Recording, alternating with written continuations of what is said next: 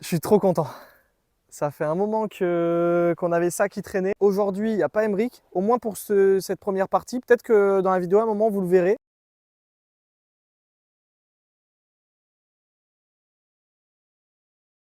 Il y a Paul avec moi. C'est moi. Paul, il aime pas trop qu'on le voit, enfin, il aime pas trop se montrer à la caméra. Donc pour l'instant, il reste derrière, mais peut-être vous allez l'apercevoir dans 2-3 plans. Aujourd'hui, je suis content. Ça fait longtemps que je voulais faire cette vidéo. Ça fait longtemps qu'on avait ça qui était caché parce qu'on n'a pas eu le temps de s'en servir. Aujourd'hui, présentation et du coup, comment on pourrait dire, étendue du chantier sur cette voiture. En gros, présentation d'une 309 GTI 130, donc une 8 soupapes. Je vais vous expliquer le pourquoi du comment. En gros, c'est une voiture qu'on a achetée en novembre et depuis, on a fait exactement ce qu'on se disait quand on l'a portée ici. On a fait 400 km avec depuis novembre. Et là, on est fin mars. On a eu pas mal d'épisodes. Normalement, si tout se passe bien, vous avez vu le deuxième épisode de la Clio juste avant cette vidéo. Donc, je crois pas que dans l'épisode de la Clio, elle est... Ah si, peut-être elle est cachée dans la vidéo. On a eu, comme vous voyez sur les autres vidéos, on a toujours plein de chantiers en cours. Il y a Emric, il est sur d'autres projets, moi aussi. Donc, c'est des projets qu'on a laissés entre guillemets un petit peu à l'abandon. Et juste, on s'est dit qu'on s'en occuperait le moment où on aurait le temps. Et là, c'est le moment. Donc je ne vous garantis pas que ça va être fini dans l'année ou dans les 5 minutes ou voilà. Peut-être qu'entre cette vidéo et la vidéo 2, il y aura à peu près 6 mois et demi. Mais c'est pas grave. Le but, c'est qu'on fasse un début de vidéo et qu'on vous la présente. Alors, je vous préviens de suite, là, avec Paul, on va vous la présenter dans l'état où on l'a récupérée, entre guillemets. Enfin, plutôt que quand on l'a récupérée, elle était assez propre. Sauf que quand on l'a ramenée, j'ai jamais vu autant d'eau de ma vie, donc elle était déjà pourrie. Et depuis, comme on fait que la stocker dans le hangar, à droite, à gauche, bref, 309 GTI 130 de 1989, on a regardé la carte grise, qui a actuellement 138 000 km vérifiés, c'est-à-dire qu'on a tout l'historique depuis les, je crois, 20 ou 30 000 premiers kilomètres. Donc on a tout le suivi, elle était dans le sud-ouest depuis un moment. On a acheté ça, honnêtement, en vrai ça a été un peu coup de tête, hein. Ça a été un peu coup de tête, annonce marketplace. Notre rêve c'était une 205 GTI. Oui, petite précision, quand je parle de notre rêve, je parle du rêve de mon frère et moi-même. Je ne parle pas du rêve d'Emeric. Non, non. Emeric, il est pas très vieille voiture et honnêtement, il serait incapable de mettre un euro là-dedans. C'est pas pour autant qu'il ne va pas l'apprécier lors de notre essai futur, hein. Mais voilà, petite précision que je souhaitais apporter. Voilà, bonne vidéo. Et au final, on est tombé sur ça et en fait, on a craqué de ouf. Parce que l'avantage, on va y venir au fur et à mesure de la vidéo, mais c'est une voiture qui est assez rare pour le coup, par rapport même à des 205. C'est-à-dire ce qu'on disait, 205 à peu près 330 000 produites, 309 GTI à peu près 17 000, entre 17 et 18 000, c'est un flop. Voilà, mais sachant que dans ces 17 000, il y en a plus de 3 000 qui sont des GTI 16. Donc au final, voiture rare. En vrai, moi la gueule, j'adore. Il y en a qui vont aimer, il y en a qui vont pas aimer. De face, en vrai, ça a la gueule d'une 205 plus ou moins. Je veux dire, dans les grandes lignes, ça ressemble. L'arrière est plus spécial quand même. Là, c'est une 3 portes. Elle est dans un état exceptionnel en vrai, déjà pour la base. Par rapport à ce qu'on vous a habitué à acheter sur la chaîne, honnêtement, c'est de loin la plus belle voiture qu'on a jamais achetée. C'est-à-dire qu'elle était un mécanicien qu'il avait depuis 4 ans. En fait, lui, il avait effectué la sortie de grange, entre guillemets. Il avait acheté un papy qu'il avait eu en première main. Lui, il a tout refait, c'est-à-dire peinture complète. Il avait fait toute la mécanique, etc. dessus. Donc, vous voyez vous allez voir qu'il nous reste quand même 2-3 trucs à voir pour qu'elle soit parfaite. Mais voilà. Honnêtement, là, premier ressenti, en fait, on n'a pas beaucoup roulé avec. Donc, on va vous faire la liste de tout ce qu'on a à faire. Dans cette vidéo, vous allez voir, du coup, les moments où on va un peu faire de la mécanique dessus, sur ce qu'on a réglé pour qu'elle soit belle. Et puis c'est tout. Polo, tu veux qu'on fasse quoi? On attaque à présenter celle-là en particulier? Esthétiquement, c'est pas compliqué. Déjà, esthétiquement, elle est quasiment parfaite. En carrosserie, là, elle est sale, mais elle est neuve en carrosserie quasiment. Il y a 2-3 petits pets comme on voit ici sur des pare-chocs. Mais honnêtement, là, on le voit bien, honnêtement, c'est des broutilles dans le sens où par rapport à l'année de la voiture, etc., c'est rien. Donc nous, niveau carrosserie, on va rien faire, mis à part les jantes. Les jantes vont être refaites parce que là, bon, déjà, elles sont sales, mais là, on peut voir, elles sont un petit peu marquées. Et pour le coup, elles sont pas méga moches, mais honnêtement, quand on voit le reste de la voiture en état, ça jure un peu. C'est un peu dommage. Donc ça va être un des premiers trucs qui va être refait. Là, sur la jante arrière, on voit aussi un petit peu la peinture, là, les années, quoi. Après, niveau pneus, c'est neuf. Donc pour l'instant, ça va rester comme ça et c'est très bien. Bon, là, de toute façon, quand on fait le tour, on voit On voit qu'elle est belle, hein. Franchement, esthétiquement, elle est super. Mécaniquement, il y avait eu une révision et tout qui avait été faite sur la voiture, mais là, comme ça fait déjà 6 mois qu'on l'a, et puis généralement, quand on achète une voiture, on aime bien repartir sur quelque chose où on sait. Donc, c'est-à-dire que là, en première étape, il va y avoir révision complète, donc c'est-à-dire huile, filtre à huile, filtre à air. Déjà la base, comme ça on y met l'huile qu'on met d'habitude sur les autres voitures, etc. Donc au moins on est sûr de ce qu'on met. Nous, ce qu'on a remarqué au roulage, je pense qu'il y a une purge de frein à faire. Le freinage me paraît pas méga mordant. Alors après, je pense pas que dans ces années-là, le freinage, ça soit la folie. Mais à mon avis, on va déjà attaquer par une bonne purge. Et puis comme ça, on va pouvoir enlever les 4 roues et puis regarder l'état un peu de tout. Même si là, à travers les jantes, on voit que les freins sont neufs. Donc sur les trains, on va faire ça, gros contrôle.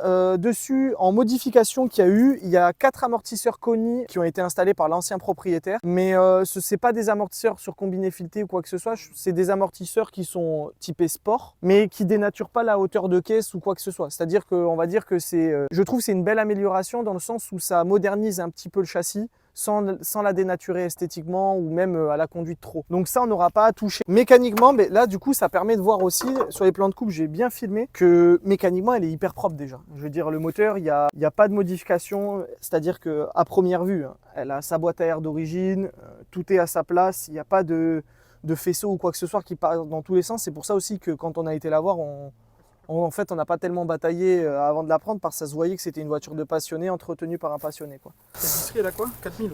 La distrie, elle a été faite le 8-10-21 à 135 000 et là, elle a 138. Ah ouais, ça veut dire que ouais, bah en novembre, la distrie, elle va être à faire. En fait. T'as pensé à ça? Bon, après, frère, ça va, c'est pas grand chose à faire en vrai là-dessus, je pense. Hein.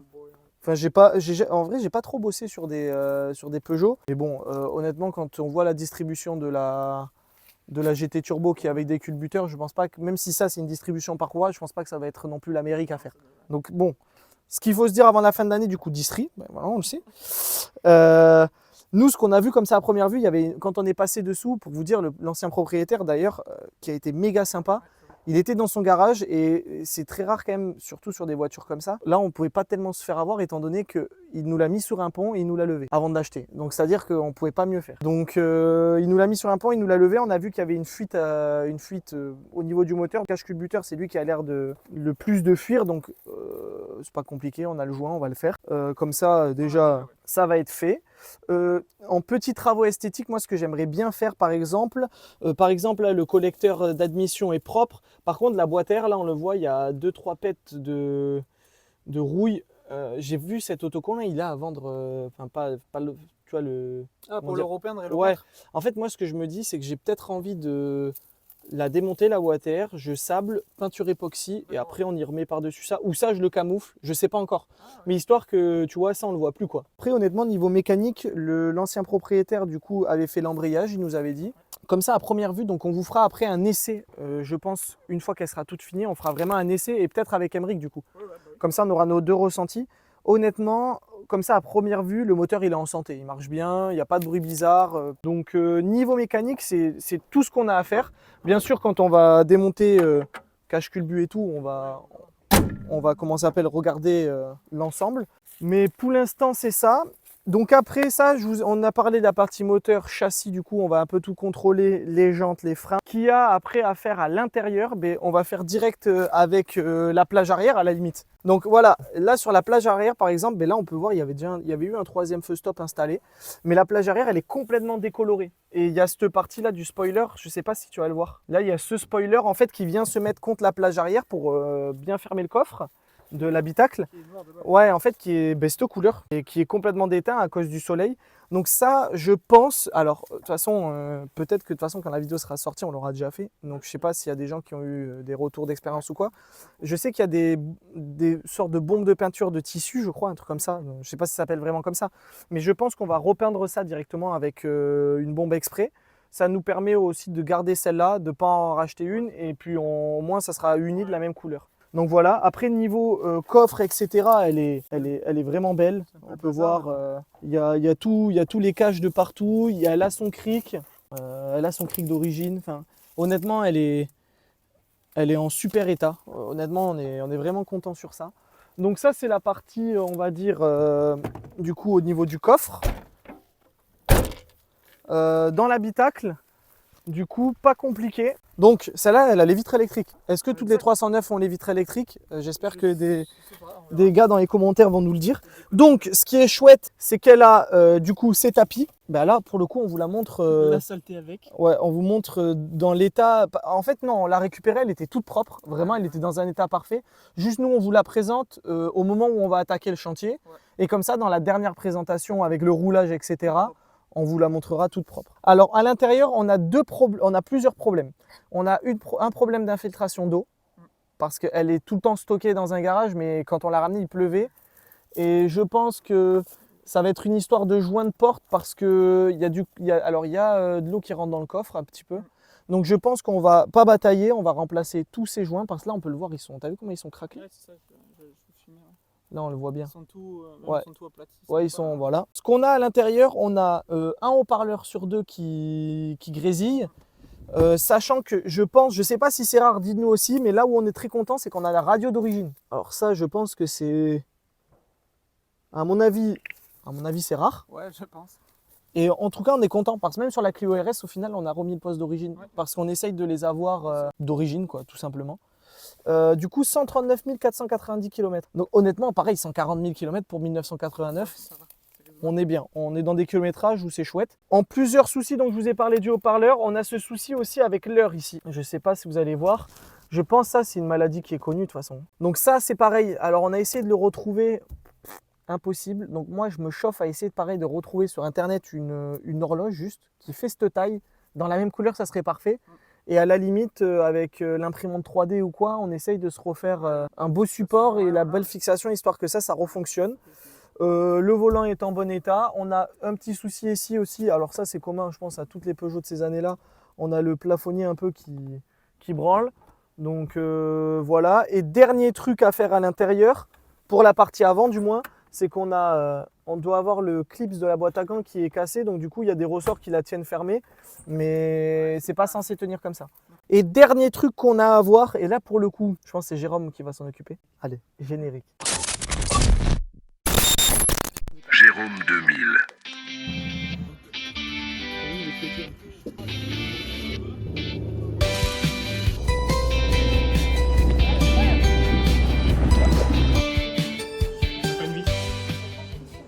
Bref, après ce générique, voilà ce que Jérôme va s'occuper. Parce que Jérôme, sa spécialité, en priorité. Truc de merde. Truc de merde. Non, en priorité, en vrai, les ampoules, kiffe ça. Changer les ampoules. Il a une grosse passion pour nous passer des ampoules normales en ampoules LED. Donc sur cette voiture, il a l'interdiction normalement. C'est qu'on a ici, là, Paul, les manettes. Ah, il y en a une sur deux qui ne marche pas. Exact. Ça, c'est une folie. Ça, c'est une folie. En actionnant ces manettes, on ouvre en fait les petites vitres arrière. Attends, actionne là, je vais derrière. Ah ouais. Et du coup, regardez. Hop. Non, celle-là, elle marche pas. Ah ouais, c'est celui-là le problème. Mais quoique, elle marche, mais pourquoi elle pousse pas assez en fait? Est-ce que après, il y a des ressorts là-dedans. Donc, en fait, c'est pas compliqué. Jérôme, il va s'occuper de nous refaire fonctionner ça. Par contre, c'est une folie cette option. Avoir cette espèce de gâchette de Street Fighter ici, là, en mode. On dirait pas les gaz du bateau. C'est le nitron de fou. On dirait les gaz du bateau. Donc ça, c'est à voir. Mais sinon, après, c'est le dernier truc. Les sièges sont en super état, droite et gauche. On les nettoie un peu, enlever les petites poussières qu'il y a là. Mais Ouais, sinon, faut les nettoyer, mais enfin, encore que c'est des attrapes poussières plus qu'autre chose. ouais, sinon ils sont tapés. Mais voilà. C'est un projet où là, le but, 100%, c'est si on peut la garder à vie. Hein. Ah ouais, clairement. Ouais. Franchement, le but, c'est pas un achat qu'on fait dans le but de la remettre bien et potentiellement la revendre. Non, honnêtement, ça, c'est à but de la garder, pour le coup, vraiment à 100%. Autant la Clio RS, pas certain. Laquelle? La noire, la oui. Team. On a une Clio 2 RS Team aussi, qu'on vous présentera un jour, qui est aussi un modèle méga rare. Hein. Oui, Mais honnêtement, je pense qu'on pourra plus facilement se séparer de la Clio, de la Clio Team que de celle-là. Même si ça fait pas longtemps qu'on l'a, je pense que financièrement, c'est pas un mauvais placement. Au contraire.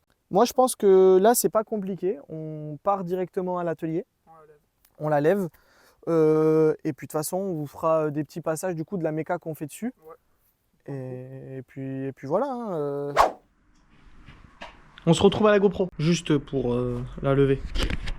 Pas compris. Je pose la GoPro, on la lève. Ah ouais. Ah oui. Il est rouillé. Ça c'est drôle.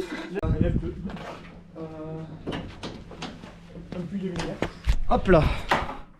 Bah c'est bon. Je voulais caler les 4 roues en l'air, mais je pense que pour commencer, je vais lever d'abord que devant. Je contrôle tout et après on fera. Parce que derrière on a que la purge à voir. Hein. Allez, c'est parti. Les écrous anti-vol ou pas?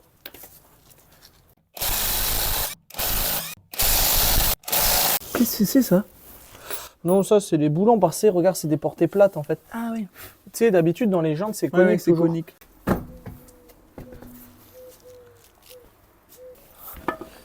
Du coup, première roue démontée. Par contre, l'avantage là où je suis content, c'est qu'on voit que la caisse elle est belle. T'as vu, regarde. Regarde tout là-dedans. Bon, après, forcément, il y a les caches-poussières des amortos. Ouais. J'ai envie de te dire que ça, c'est commun à tout. Donc là, c'est propre. Tu vois, il y a tout qui est en place. Les freins, bah, tu vois, c'est ce que je te disais, c'est tout neuf. Hein. T'as vu même les disques. Les disques sont neufs. Soufflets de cardan, ils sont neufs.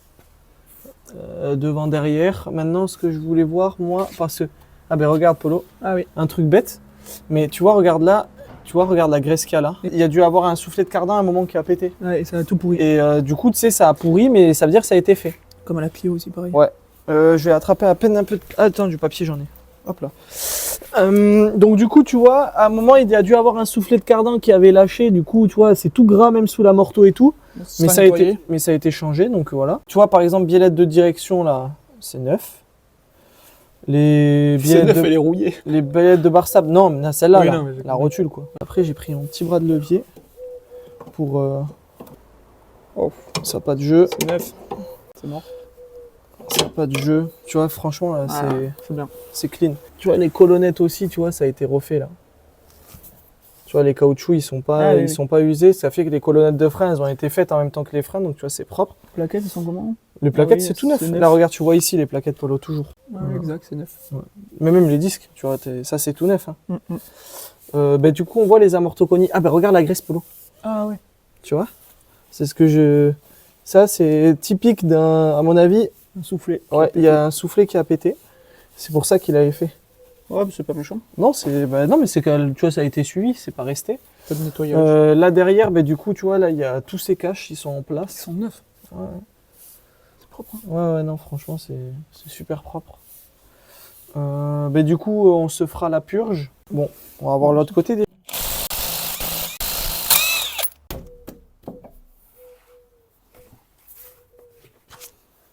Hop là.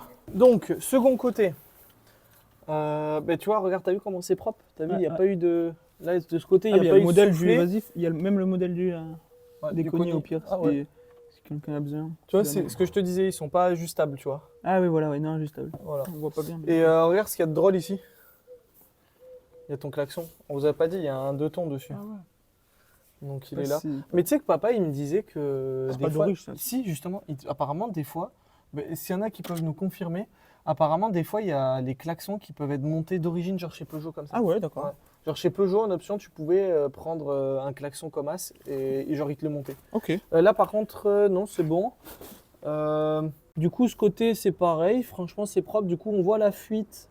Soufflet de crémaillère, c'est propre. Les biellettes là, elles sont pareilles, c'est neuf. Bon, les freins de toute façon, c'est neuf forcément. Tu vois, le soufflet ici, il n'a pas été fait. Ah, tu le vois plus usé? Bah, ouais, regarde. Enfin, il n'est pas usé, mais en gros, on voit qu'il est. Ouais, il est dans son. Ouais. Il a du vécu, quoi. Tu vois, il est un peu craquelé, on le voit un petit peu. Ok. Donc là, le soufflet, il n'a pas été fait. Le temps qu'il casse pas, de toute façon. Ce que j'allais dire, c'est qu'on va pas s'emmerder à aller le faire. Oui. Pour le coup, tu vois, c'est propre. Donc là, c'est pareil, je vais prendre mon petit bras de levier. Après, là, je fais ça, mais... Oui, elle fait pas de bruit sur la route ni rien. Non, on n'a pas de cloc-cloc, on n'a rien. Mais c'est juste histoire d'y mettre le nez un peu dedans, histoire de voir, tu vois. Non, c'est propre. Là aussi, tu vois, elle a son cache. Ouais, tout qui est propre. Donc franchement... Il y en avait un, tu penses, qui venait là? Bah alors, est-ce qu'il y avait une plaque sous moteur? Ouais, peut-être. Peut-être. Mais Ouais. honnêtement, je suis pas On n'a certain. pas. Faudra qu'on regarde, si jamais. Je suis pas certain, moi. Ok. Bon, allez. Alors. Support moteur, c'est propre. Là, par contre, on voit bien la fuite. Est-ce que ça vient d'au-dessus? Moi, je pense que ça vient d'au-dessus. Ok. Par contre, là, c'est bien gras. Là, tu vois, on la voit bien, la fuite. Hein. Ouais, c'est de l'huile. Est-ce que moteur, j'ai non, pas... celle-là. Ouais, ça, c'est de l'huile. Mais par contre, là, je sais pas, là, si j'ai pas... Tu vois, c'est gras aussi d'au-dessus. Ouais. Ça, on dirait de l'huile moteur quand même, hein. Ça sent pas l'huile de boîte. Alors, en fait, si tu veux, là-dessous, tu vois, je vois la fuite. Ouais, mais tu sais pas d'où elle vient. En fait, elle est sur tout le bloc. Il n'y en a pas autour du collecteur, mais parce que c'est comme ça chauffe. Oui, ça se crame. Ça se crame, donc ça se voit pas forcément. Est-ce que le carter d'huile fuit? Non, je pense pas. J'ai pas vu tout à l'heure. C'est difficile à dire parce que Il y là, a on tout qui dirait, coule, alors. mais est-ce que ça suinte pas d'au-dessus? Pas certain. Peut-être qu'il y a le carter d'huile aussi, tu vois. Après, est-ce que le carter d'huile, tu vois, il est accessible? Est-ce que le carter d'huile, on se le fait pas aussi? Moi, je pense que, tu vois, c'est facile. Il est vraiment accessible pour le coup. Oui. Peut-être qu'on se casse pas les couilles et on fait le joint de carter Au cas d'huile où. et puis il sera fait. On fait le joint de cache-culbut. Par contre, la boîte, je pense pas que ça soit la boîte, moi, qui fuit. Je pense qu'il faut faire tout. Un gros coup de Karcher et après on voit. Hein. Ouais, c'est plus ça aussi, peut-être, toi, t'as raison. Faire celui-là du dessus et on élimine celui-là d'au-dessus comme ça. Après, bon, ce qu'il faut se dire aussi, c'est qu'on n'aura jamais une voiture Non, non. parfaitement étanche. Tu vois, le cylindre bloc de bar stable, c'est propre. La ligne, elle est un peu rouillax au max, mais bon, en même temps, j'ai envie de te dire, Ouais, 40 ans. c'est ça. Je pense qu'il faut qu'on fasse...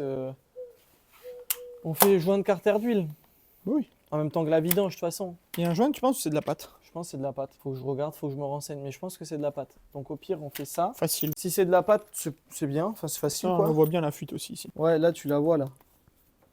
Un petit peu. Elle y est un peu, ouais. Mais peut-être pas autant que l'autre côté. Mais tu sais ce qu'il faut qu'on Ah, fasse au peut-être pire? ici alors derrière que tu vois un Tu truc. sais ce qu'on va faire là? De suite. Sortir la Je prise. vais- Là, Je vais démonter la boîte à air. Et comme et là, ça, il y on a, verra là, il y a- mieux il y a derrière. un filtre alors là-dedans. Ouais. On va Dans- regarder comment il est alors. Genre, je démonte la boîte à air et on voit directement derrière. Allez, parti.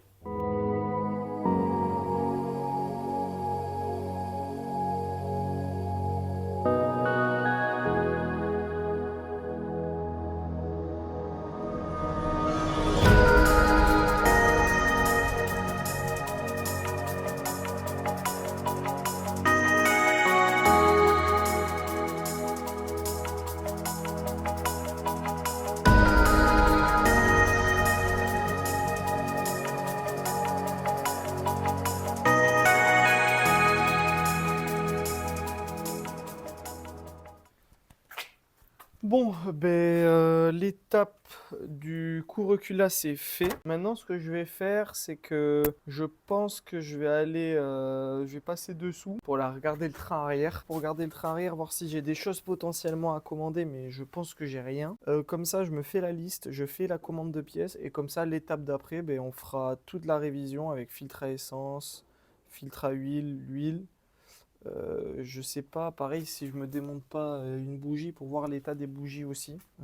Parce que peut-être que dans la foulée, je fais 4 bougies et puis ça sera fait. Mais ça, pas certain encore. Et puis comme ça, dans l'étape d'après, il y aura juste toute la révision qui sera terminée, qu'on aura faite du coup, avec le soufflet de crémaillère, etc. Puis on sera pas mal, je pense. Hein. Bon, je vous reprends là, j'en profite là d'être sur la route et entre guillemets...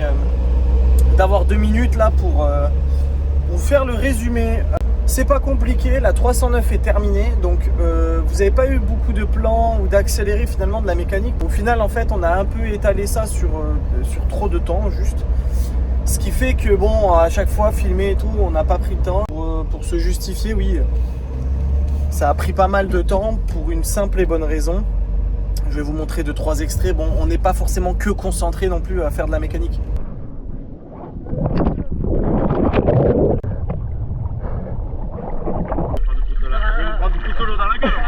Non, vas-y, c'est normal.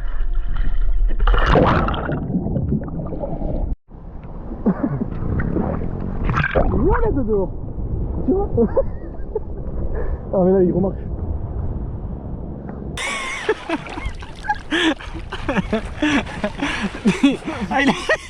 Il a sauté en roulant, c'est fou. Oh le monstre! Mais il marche mieux non là? Donc pour résumer la révision complète, finalement on n'a pas fait le joint de carter d'huile, on a juste fait le joint de la sonde de température d'huile. Il suit un T. Donc ce qu'on s'est dit c'est qu'on va changer d'abord ce joint, on attend, si on voit que ça continue à à couler, à la prochaine vidange on se fera le joint de carter, c'est pas très important, elle roule pas beaucoup, on surveille les niveaux, donc sur ce point là c'est pas très grave. Ensuite le soufflet de crémaillère, ça a été le soufflet de crémaillère, ça a été un beau chantier de merde. Au final on a réussi à le faire et puis voilà. Ce qui va se passer, c'est que la vidéo va se terminer ici. Je pense que c'est déjà pas mal, on a fait une belle présentation de cette voiture. Maintenant, qu'est-ce qui nous reste comme étape? C'est pas compliqué, l'essai avec Emric. J'espère qu'on va réussir à vous tourner ça là pendant nos vacances. C'est une voiture super intéressante sur beaucoup de points. Et puis voilà, j'espère que cette vidéo elle vous aura plu. Si c'est le cas, comme d'habitude, n'hésitez pas à nous mettre en commentaire si on a dit des bêtises ou si tout simplement ça vous a plu. N'hésitez pas à vous abonner aussi, ça nous motive à continuer vachement. Et puis voilà, allez, à la prochaine.